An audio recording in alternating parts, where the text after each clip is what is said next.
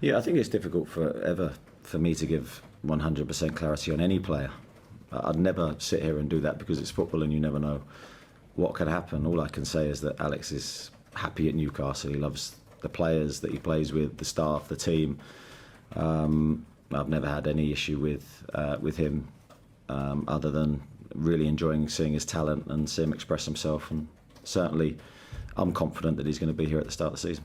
Yo, man, Newcastle are having a terrible time in the transfer window right now, man.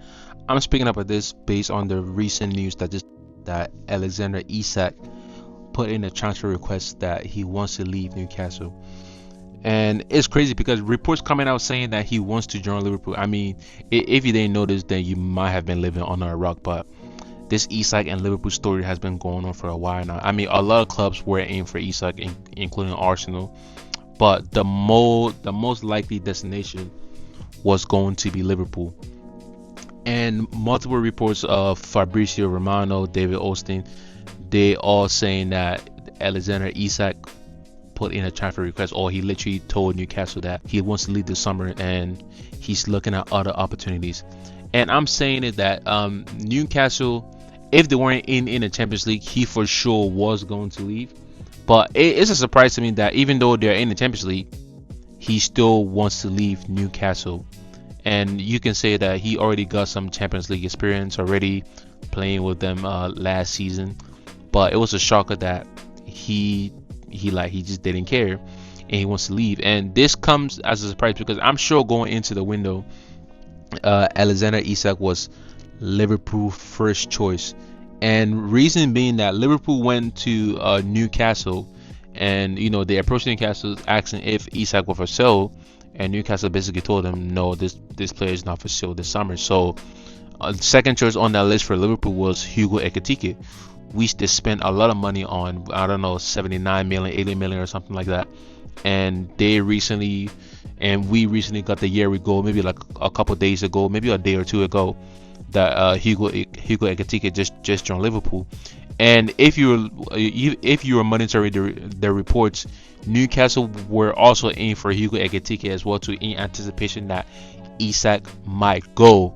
So now that Liverpool have bought Ekitike, and now it's looking like Liverpool still have money to spend, and now that Isak has basically said he wants to leave, so Liverpool might be back in again for Hugo Ekitike, and sorry, they might be back in again for Isak.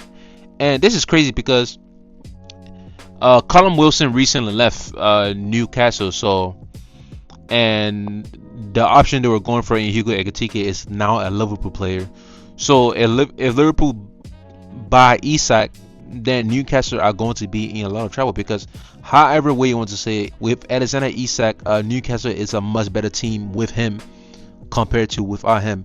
And Liverpool will just get even stronger, even though they were already strong right now. Just adding that striker in there, especially a player of Isak quality, is going to make them very scary this upcoming season. So it's crazy. And the thing is, Newcastle do not have to sell Isak because have a couple, I don't know, maybe 2 years, 3 years on his contract. But also you gotta look at it from this perspective, like, do you want to keep an unhappy player? Do you want to keep a player in your camp that clearly do not want to be there? So that's the dilemma that Newcastle faces. And there are reports that they're in for Sesko. I mean, Sesko, yes, he player, he has good potential, but making that transition from the Bundesliga to the Premier League, as especially for the team like Newcastle, that's going to be a very big gamble. But if that's a gamble they're willing to take, that would be good for them as well. But yeah, this just looked like a loss for Newcastle, man. And it was surprising to me because I don't think Isak is like a type of player that will put a fuss on. But apparently, I'm hearing his agent might be telling him otherwise. Now, this was a good clip from the Big Six. This is a Newcastle fan. I don't know this guy, but I was just watching this and I thought this was very interesting. This post Saudi takeover, because of PSR and FFP, we can't spend. Do you know what I mean? The problem we're in right now is why we've missed out on players this window is because we can't match the wages of the bigger teams. We can't afford to absolutely ruin and crumble our finances by doing it. We can't offer Isak more than 200 grand a week at the minute. That's why he's not saying the new deal. That's why it's stolen. That's why, and Grizz is right, his agents in his ear saying, what are you going to say that for? 200? He's only on £120,000 at the minute a week at Newcastle. Considering the bang average players across the Premier League that are on your £300,000. His agents in his ear saying, 120 grand a week. You're a laughing stock, mate. Do you know what I mean? You got absolute dog shit down the road getting paid more than you. And then Newcastle are going, well, we'll make you the highest earner, but the highest earner is 200 grand. His agent's going, what, 200 grand? You go Liverpool, get 300 grand a week. You go Saudi, get 500 grand a week. What are you going to sign that for? So this is the issue we've got with FFP. And this is spot on because I was watching that and I was very surprised. Mind you, I'm not a Newcastle fan. I'm not someone that watched Newcastle constantly, but Isak is a very good player, so he's always someone that I've been interested in.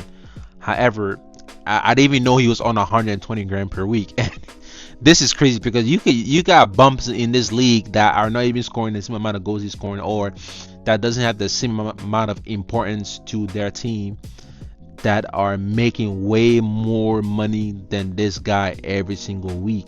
And you gotta understand this, right? Obviously Newcastle have the money, but now it's just not about having the money. It's like, can you spend the money or not? You know, with PFA and all the rules limiting how much you can spend. So that's why it's making it difficult for them, and they don't want to mess with their wage structure currently.